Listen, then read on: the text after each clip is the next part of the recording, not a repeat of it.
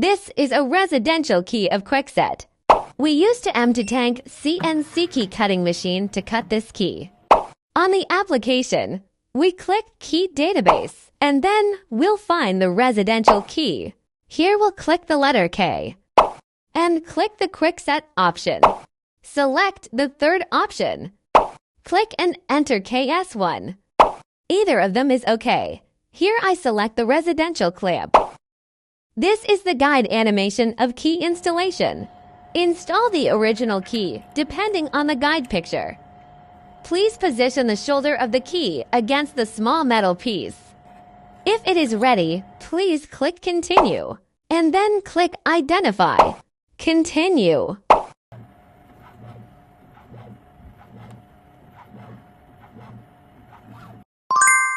The key biddings appeared, and then install the key blank.